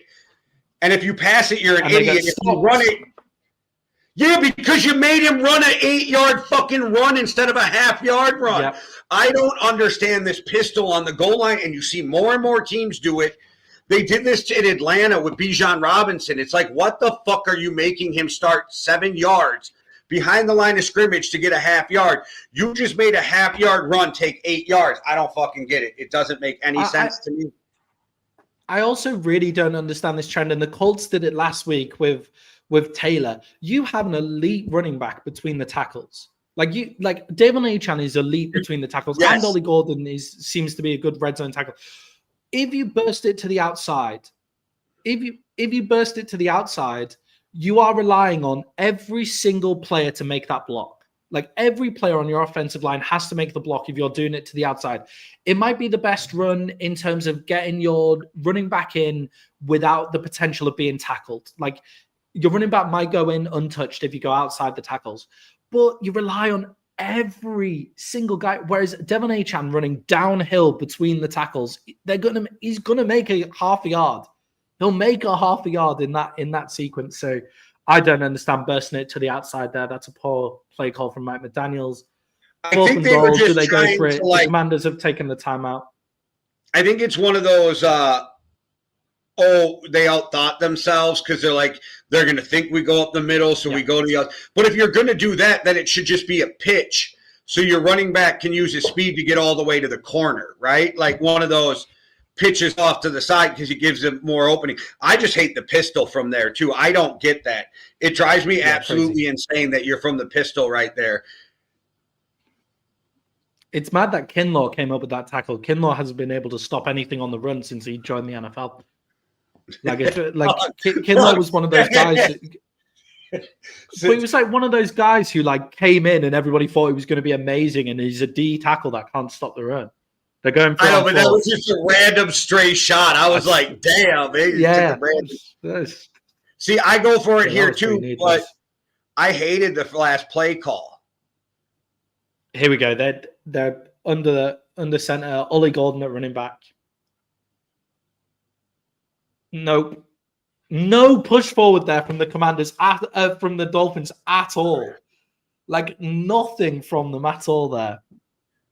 That is terrible play calling. Okay. If I'm the Commanders, I try to take a play right now to pick any play that I can get a guy open for 4 to 8 yards. That's all I want on this first play. I want 4 to 8 yards to get away from that goal line and then start my hurry up offense from there. Yeah, that is a bad sequence of. That is a bad sequence from the Dolphins to not get in. They got 2 plays. If I'm the Commanders, I'm calling run for Mariota. I'm trying some kind of run for Mariota to pick me up yards to get me away from that goal line. Yeah, I think so. I think so as well. like almost a design scramble from that. Yeah, even a, you know what I mean, a fake, put it in the running back's gut, pull it, and just bootleg out to the outside and pick up a few yards. But I don't have a problem with. I know they're going to go down and probably throw this because it's what you do right now. But I want away from that goal line with the way this game has went. Yeah. Oh, great. Debo over the middle. Perfect. They're out to that 30-yard line. Now we're in hurry up, but we don't have to be rushing, and I love that. Yeah, and obviously good for you that Debo's catching it over the middle there. Good for your fantasy. Yeah, that's about 4 points right there for me. If the Dolphins lose, my best bet on them here, like from where they were, that is going to be crazy because the Commanders haven't stopped them apart from at the 1 yard line all game. They haven't stopped them the whole time. Did McDaniel call a timeout? Dolphins timeout. Okay. All right. I like it. Aggressive. Sorry, Jay, back to the Arizona Cardinals, San Francisco 49ers here. Let's get our picks in. The money is moving towards the 49ers here, but are you still surprised that the spread is still this low? And why do you think it is this low? Because we both picked them as a best bet. I think it's just injuries. I really think that it's injuries, divisional game, that kind of thing that keeps it down there. Plus, the 49ers don't blow people out. Like, that's just not their game. But this is one of my best bets, and I'm sticking with it. Yeah, I'm sticking with it as well. It's quite interesting, I think, that that Purdy has moved the line by half a point. So it was 3 points when we selected when it looked like it would be Mac Jones, and now it's 3.5 with Purdy coming in. I thought that was an interesting move. You're an NFC East guy. Who is the Washington's kicker? Do you know, and where is he good from? I don't even know who their kicker is right now. It's Matt Gay. He's missed one already today. Yeah, but he does have a leg. Today he does have a leg. He has a leg. Maybe you want it inside the 50, though. Well, no, I get that, but I'm in my head calculating, do we need to get to the 40 or 45, right? And I'm thinking you have a shot at the 45. So he's not like guaranteed. He's not like guaranteed leg, Matthew. No, but at this point, you just want to give yourself a shot, right? Is this 4-down territory for the Commanders from here? No, I think you punt it and go play for overtime if you don't get it. Oh, they got it. Okay. See, now they're in field goal range. Yes. I actually hate that he went out of bounds. I hate that he went out of bounds right there. Make the Dolphins use their timeout. Make them use that timeout. That is a great route from 84 there. He's absolutely cooked him. He's absolutely cooked him on that one. Let's continue in. Let's continue in with the game because we've only got 57 seconds left. If not getting the touchdown there, that might be the nail in the coffin for Mike McDaniel just getting a different job now in the NFL. Like, they haven't been able to stop them apart from inside the 5-yard line where they've stopped them twice. The Commanders have stopped the Dolphins twice in the 5-yard line. Oh, Miami! I thought Miami had one timeout left, but they don't. Okay, going out of bounds wasn't as bad as I thought. Yeah, this is it, isn't it? I'm not going to lie to you. I let this run down as far as it can go, and I spiked the fucking ball. Yeah, I think I'm passing it there. Oh, my God, that could have been a turnover. Mariota just got so lucky. That is great play from the wide receiver there. That's why you run the ball. And that's why you run the ball. That's why you spike it, run the ball, or run the ball, spike it, and kick the field goal. That's exactly what I would have done is run the ball. Yeah. It hits him in the face mask. Oh, yeah, that's a pick. That's a pick six if he comes away with it. All right. Run the ball. Washington don't have a timeout, do they? No, nobody does anymore. Washington have two. No, don't Washington have two? No, they don't. All right, okay. Well, they're down then. That's where they're kicking from if they don't make any extra. What a mad play. What a mad play that is. just hurling it up. That's two crazy plays to run there. I don't think it was that bad, though, because he threw it where he needed to. Only Moore could have caught that. So, like, I get it. He took a shot at the end zone. The placement was what I was okay with, right? If Mariota throws that short, it could be a pick. It could be a pass interference, too, but it could be a pick if he throws that short. So he threw it where only Moore could get it, which I've given Mariota some shit for his accuracy, and that was one of the better balls I've seen him throw because he protected it. Okay, now to win. Jay hit the field goal. It's right. He's missed it. He's missed it right. He's missed it right. No good. No good. We're going to overtime. Well, that's like run the ball. Left. Get closer. 10 seconds left. You hit a quick out. You give your kicker a chance for a field goal. Yeah. So Miami hits a quick out right here, leaves 2 to 4 seconds on the clock, comes out and kicks that field goal. You have to protect the sidelines right now if you're the Commanders. You can't let anything get thrown to the sidelines because they're starting from where the kick was, which is almost the 50. Yep. Yep. You see, this is in games, right? You know, when people talk, like, it used to be that kickers weren't as important in the NFL, but now we have kickers who can kick it from 70. Now we have kickers who can kick it from anywhere on the field, right? Well, within reason, 70. Oh, you only got about 2 more years of this. I think they're gonna make the goalpost smaller at some point. I think we got about 2 more years. That's the Miami Dolphins right there. That is why Waddle is not a number 1 wide receiver. Jalen Waddle drops I said, if he gets out, you give your kicker a chance, right? He's out. You're talking about what, a 62-ish yard kick if he gets out of bounds right there. Yeah, exactly. He's getting out of bounds, right? If he catches that ball, he's getting out of bounds. Right, and then you line up for a 62-yard kick, And so now what do? Your only chance is a Hail Mary because you don't want to start tossing the ball around and fucking that up and giving them a touchdown at the end of the game. And a Hail Mary. It looks like a punt return. Look at how many guys are back. That looks like a fucking punt return. Yeah, a Hail Mary with Tua's arm as well. They did the right thing there. Oh yeah, I forgot. I forgot Noodle Arms was on there. Okay. Oh my God. Well, Jets cornerback. Overtime. Sorry, into overtime. Breaking news: Jets cornerback Chris Boyd is in critical condition in Manhattan Hospital after being shot earlier today as well. What the fuck is wrong with people? Okay, don't even get me started. I can go on a rant about people fucking shooting people too. I just went off on this yesterday, so it's still a little fresh in my brain. Everybody should have a problem with people shooting people, but I am really fucking sick of it at this point, so we should just move on to football. Yeah, definitely. Right. We've Thoughts and prayers, though. Overtime. We've got some time in overtime. That is 2 bad football teams going up against each other. The Dolphins recovering a muff punt, but they're not able to get it in from the 1-yard line twice.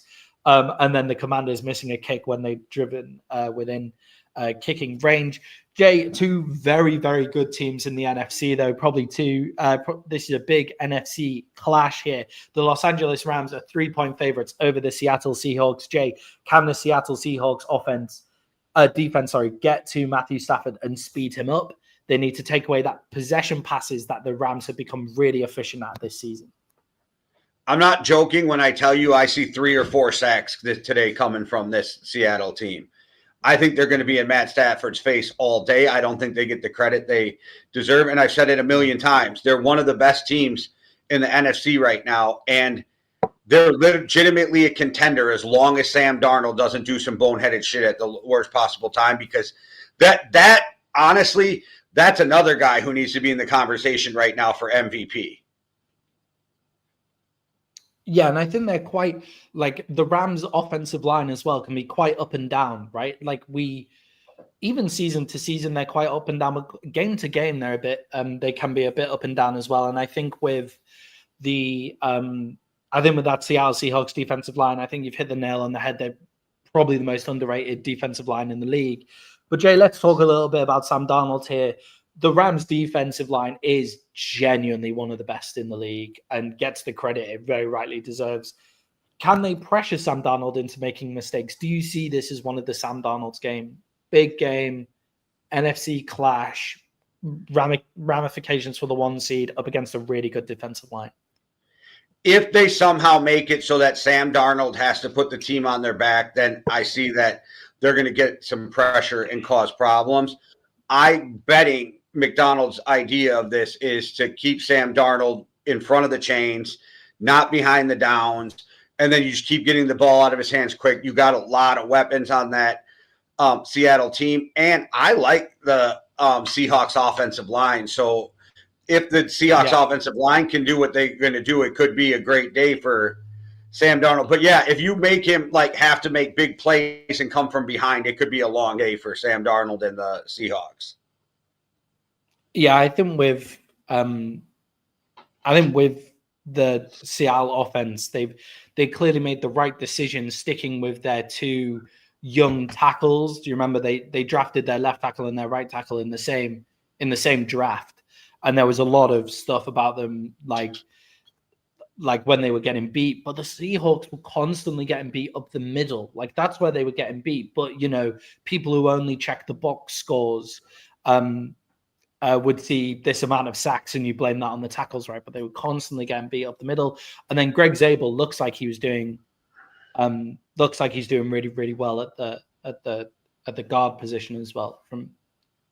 He's one of those tackles in draft time that was listed as a tackle and has now moved to guard as well. So I think the Seahawks offensive line looks good. I think that's going to be a great battle, the Seahawks O-line and the D-line. And Jay, someone who got traded at the trade deadline that we didn't see much of last week was Rashid Shaheed. Do you think he'll come into the game more with Jackson Smith-Njigba on one side and Rashid Shaheed on the other side? Do you think that could be really explosive potential from the Seahawks in this one? Yeah, and I really think it's going to help Jackson Smith-Njigba, which is wild to say because he's having a fucking good year. But he's being help and still doing this. I think the guy who helps the most, though, might be Cooper Kupp, too. I think this might help open up Cooper Kupp.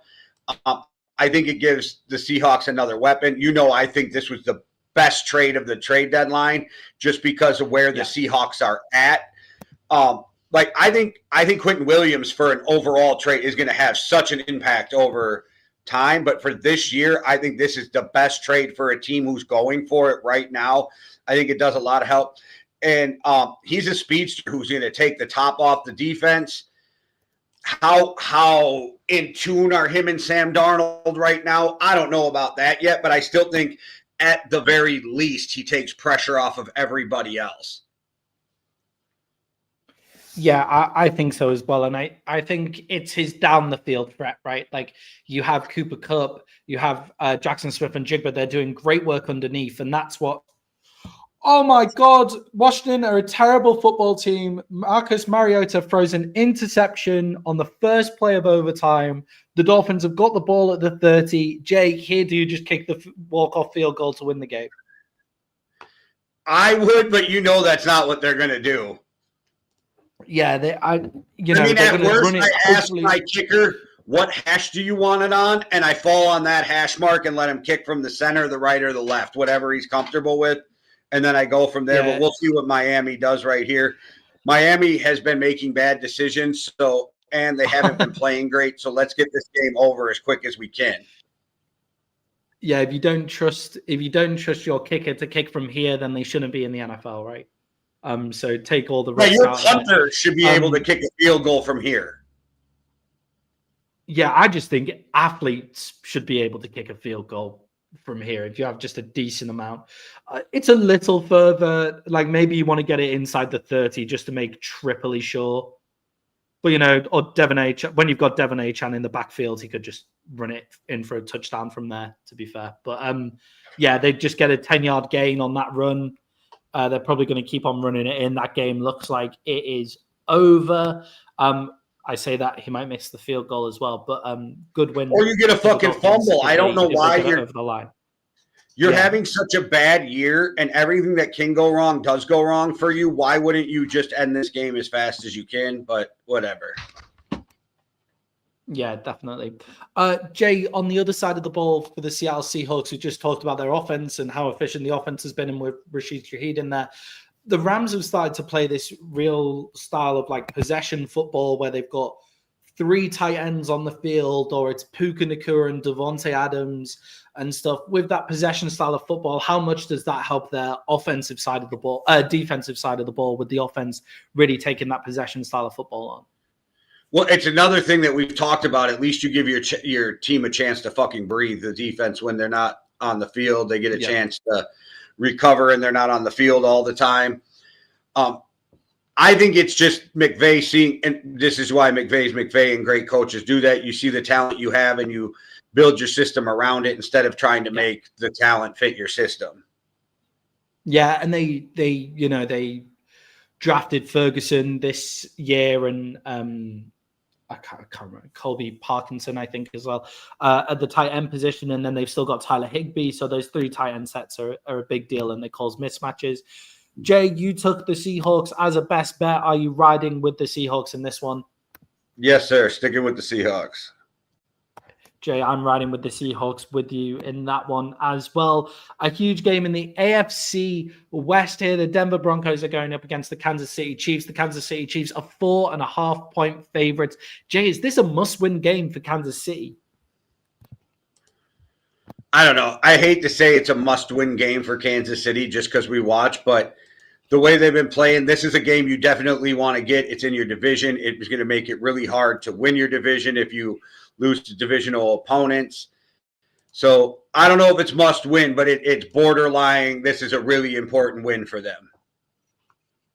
I think it's a must win for the division. Like, the Broncos will be 9-2 with their great defense as well. And if I'm right about the Chargers will go to 8-3, whereas the Chiefs will go be at 5-5. So it's a must win for the division.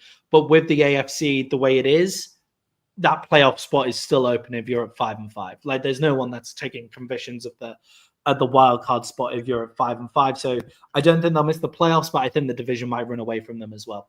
Jay, the big story coming out of this game, especially for fantasy football owners, is J.K. Dobbins is on injury reserve now. Can R.J. Harvey carry the load to help Bo Nix and this Denver Broncos offense? The J.K. Dobbins injury is going to hurt Denver. It's going to make more be put on Bo Nix. J.K. Dobbins was playing out of this world the last couple years. I mean, I swear he plays great until he gets injured every year. This is like just J.K. Dobbins. This is what happens. This is why I quit drafting him in fantasy football.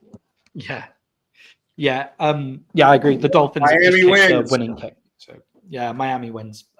Well done to Miami, and a great game in Spain, and a great set of international games in Europe has come to an end. So no more of those early starts for you American fans as well. But I think that RJ Harvey has shown enough, started to take the role off J.K. Dobbins a little bit, but J.K. Dobbins gives them that experienced player between the tackles, and then RJ Harvey was the nice big game player. But I do think that RJ Harvey can take over, just not in the same style, which becomes difficult. Yeah, but no, like I don't care how good he is at blitz pickup. He is not J.K. Dobbins at this point in his career, and that could become a problem for Bo Nix. Yeah, and I think it'll become a really big problem against the Chiefs because the Spagnuolo, he sends pressure. Like that's what he does. Jay, is this Denver Broncos defense good enough to support the struggling offense against this Chiefs team? Because this Broncos defense, one of the best in the league, top 3 in the league. They are, but here's the problem when you have a struggling defense. If the other team gets hot, now you're in trouble, right? So they are good enough, but the Chiefs are also good enough to, get out ahead and make you chase them. So that defense has to be on its game today to make sure that they're not playing catch up behind the Chiefs. Yeah, I think so as well. Jay, this spread has moved from 3-5 to 4 and it's moved from 3.5 to 4.5 since Thursday, and that must be with the J.K. Dobbins injury explaining the big spread. But a running back doesn't usually make a point, so clearly the money is on the Chiefs here. Jay, who have you got in this one? It's obviously in Denver as well. Give me Kansas City because Kansas City, when their back's up against the wall, figures out how to get it done. Yeah, I think at 3.5, at 3, I'm definitely on Kansas City. At 3.5, I'm still kind of on Kansas City. At 4.5, like over a field goal now, I'm moving to the Broncos. With the Broncos defense and the way that they play in that fourth quarter on the big downs, Bo Nick seems to get it done there. I think they'll end up making it a close game, and that over a field goal. I wouldn't be surprised if Kansas City win, but don't cover the point spread. Just a warning, Maddie. By the end of the season, Denver's going to break your heart. Oh, I'm sure. Don't worry. I'm sure they will. Jay, the Cleveland Browns. As much as I like Denver too, I have this hard time. I can't cheer for him because I find Sean Payton kind of a fucking disgusting human being. So it's hard to cheer for them. Yeah, difficult. Jay, the Cleveland Browns went up against the going up against the Baltimore Ravens. The Ravens are 7.5-point favorites in this one. Have we seen the Ravens being efficient enough to cover 7.5 points against one of the best defenses in the league? I don't know if I can even say that it's the Ravens being efficient enough. It's the fact that Cleveland figures out how to lose games, and it's usually because they keep their defense on the field too long. And I mean, just you got Dylan Gabriel in as quarterback. He's checked down Charlie. You have a hard time moving the ball. So I don't know if it has. I think it has more to do with the Browns team than the Ravens. Yeah, I personally like Lamar Jackson's coming back from injury. Like they look pretty decent last week, but not stellar. Like not anything crazy with Lamar Jackson coming back from injury. They didn't look like the Ravens of old, where you think they can just score huge amounts of points on anyone. Like they got 27 points against the Vikings, which obviously isn't terrible, but it wasn't that much. But the Browns have been such a stellar defense considering how bad their offense has been. That I do think like over a touchdown in a divisional game, I think this will be close with that defense. It's a must not bet for me. It's not a bet that I would take. And over a touchdown spread in the divisional game with a great defense. So Jay, give me the Browns in this one. I think the Browns are actually a really good football team. They're just really struggling at the quarterback position since that Deshaun Watson incident. And that's why I don't think they're a really good football team, because you're only as good as your quarterback. I don't think Dylan Gabriel's that guy. And as much as I don't like the spread, I'm taking the Ravens minus the 7.5. Yeah, I think that's fair enough. Mac Jones potential to Cleveland. That would be quite funny if they let Baker Mayfield go and they end up with Mac Jones. Very similar styles of quarterback. I definitely, if I was Mac Jones, go there way before I went to New York. I definitely don't want to go to New York. Jay, got 3 huge games this week. We've already spoken about the Rams and the Seahawks, the Broncos and the Kansas City Chiefs, but another huge one on Sunday Night Football, the Philadelphia Eagles, 2.5-point favorites against the Detroit Lions. Jay, do the Eagles have enough defensive pieces to slow down the Lions' offense? They absolutely do, and I still don't think they will, right? Like, they are a good enough team. I don't know why. I really think the Lions are going to come in and make a statement in this game. I think the Lions' offense is hard to stay with. And the Lions at times have a defense that's sneakier than you think they are.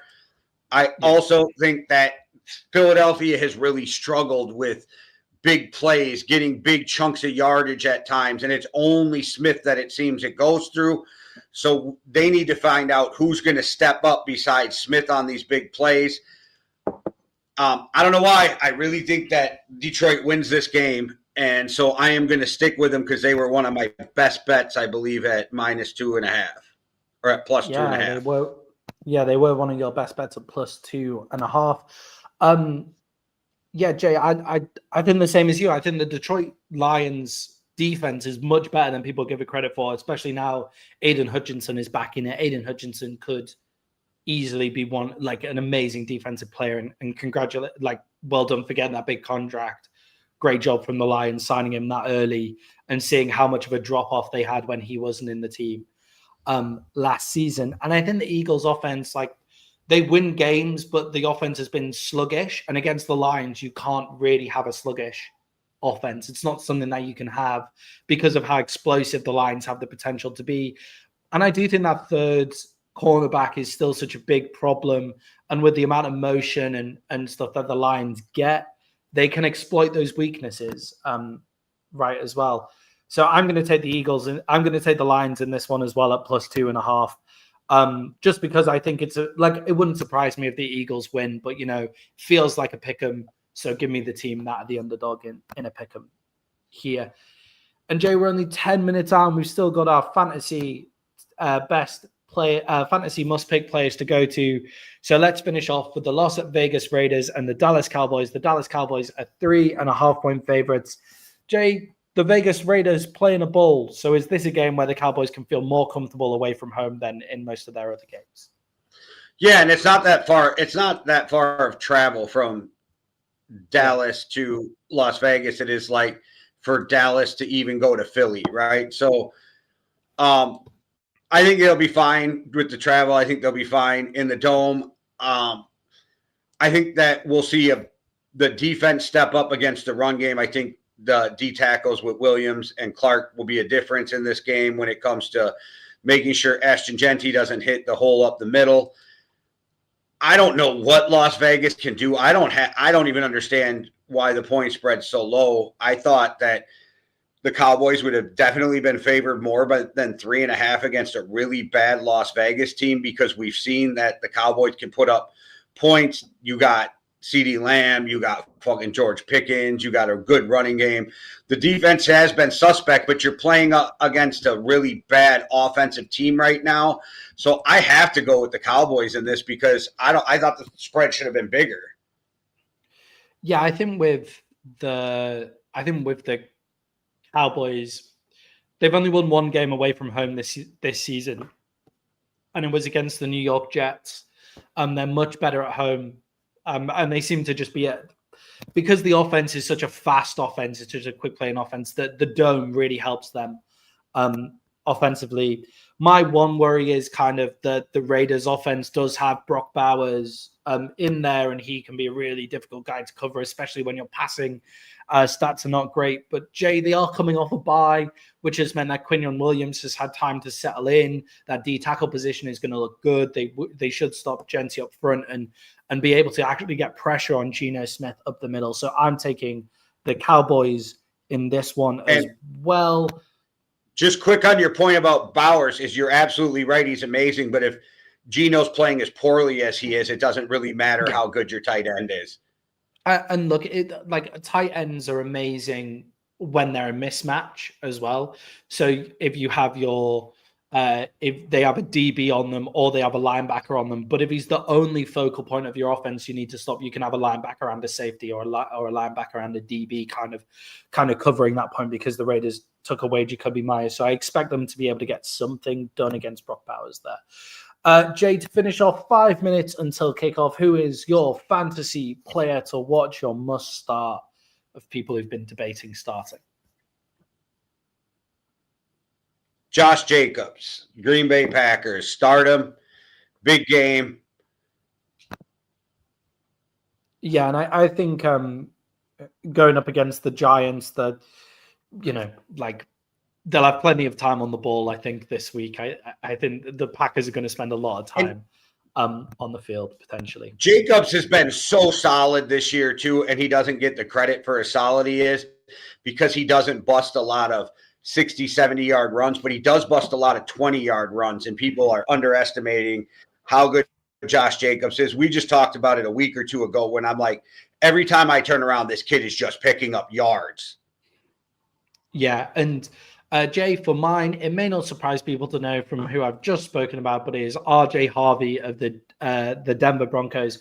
With J.K. Dobbins out, you need to start him this week because the guy behind him doesn't seem to have much going on for it. He'll get a line amount of carries, and with the Denver offense, it does run through the run game a lot as well. And they've been using RJ Harvey as quite an explosive piece of their offense as well. So it won't just be possession downs. He could get some big plays out there as well. All right, guys, 5 minutes to go until kickoff. I hope all of your bets come in, and I hope you succeed in fantasy. Jay, send us out like you always do. All right, everybody. Thanks for watching. Hit the like and subscribe. Like I always say, there's a bunch of shows on the channel. Just hit the notification button. We got something for everybody. We really appreciate all your support. And we're glad you like the new view that they've given us to be able to record in these 2 different views. You guys seem to like it. We picked up a lot of viewers last week. I seen them rolling through in and out this week too. So we really love the support. Just make sure you drop a comment.